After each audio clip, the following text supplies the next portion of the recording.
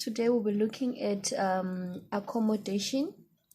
We have looked at the eye before. We now know the internal structure of the eye. And today we are moving on to accommodation to say how then do we see. Remember, we can see objects that are closer and also objects that are far. But then how does your eye accommodate that? How is that accommodated by your eyes? So now we'll be comparing the distant vision. The distant vision is vision that is further that's above 6 meters, and we'll be comparing it to near vision, something that's below 6 meters. It's very, very closer to you. So as we'll be comparing, as we'll be looking at that, we'll focus on the I hope you guys can see my diagrams. We will focus on we'll be looking at the structure of the eye, right? I'm sure you can see. Yes, perfect. Now you can see this is how the eye would look like when you're looking at something that is very far and when you're looking at something that is very close. So we'll start off with the ciliary muscles. So the ciliary muscles, this small circular portion here, this side is a little bit bigger. So the ciliary muscles, when you're looking at something that is very far, they relax. And when you're looking at something that is very, very close, they actually contract and they look a little bit bigger when you're looking at something that is very close, right? And then we've got the suspensory ligaments.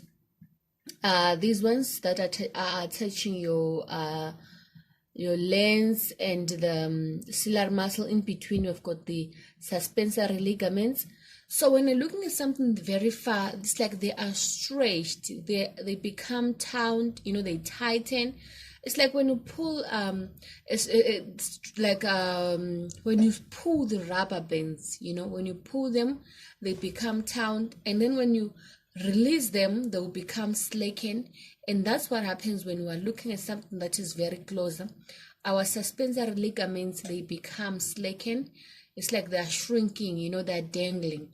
But then when we move on to, that's what's on the suspensory ligaments.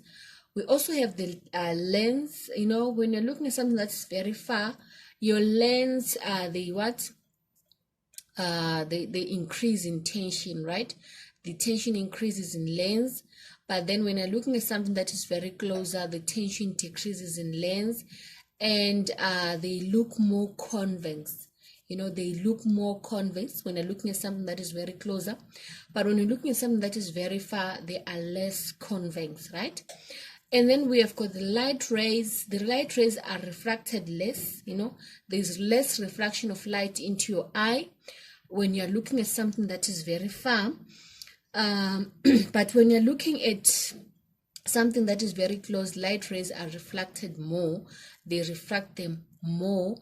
And light rays are focused on the retina on both sides, right? Remember, the retina is the one that gives us vision at the end of the day, right? Of what it gives us the clear picture of what we are looking at, right?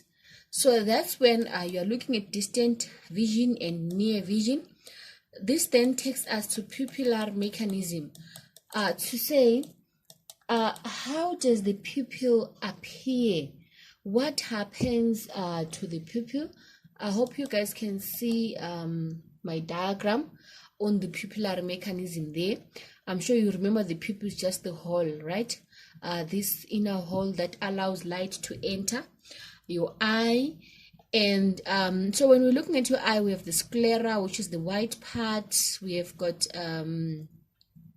iris, which is iris is in different colors depending with your race. And then we've got the pupil, the hole at the center there, that's the pupil, right? So now we have, this pupil doesn't remain the same all the time. So it has got some changes when you're in bright light and also when you're in dim light, right? So when you're in this bright light, we have what we call the radial muscles of the iris and the circular muscles of the iris. So the iris is made up of two sets of muscles. The radial, these are the straight lines coming together, are the radials, and the circular, I'm sure from the word circular, from the word circle, the circular muscles, right? So what happens when you're in bright light? These radial muscles, they relax, right? In bright light, the radial muscles, they relax, but when you're in dim light, the radial muscles, they contract, okay? And then when you are in bright light, the circular muscles, they what? They contract. So the opposite happens in the dim light, meaning the circular muscles, they relax. And then your pupil itself, it gets smaller, very, very small when you're in bright light, because you don't want all the bright light to enter your eye, right?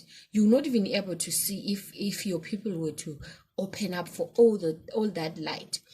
And then the on the dim light, when you are in the dim light, your pupil widens, it gets bigger, because you want to allow as much light as possible to enter your eye, so that you can be able to identify what the object is, so that you can be able to tell us, say, okay, I can see a person coming from that side, and he's wearing a blue jacket and pink shoes. You are able to give the fine details because you are allowing more light to enter your eye. But if you're already in bright light, okay, you are already in bright light, less light actually enters your eye, because your pupils, they would have what? Shrinked in size, and they would have become smaller, so that less light will enter your eye. And that's all for now on the eye and the how we accommodate accommodation of vision, and then the pupillar mechanism. Our next video is going to be on visual defects.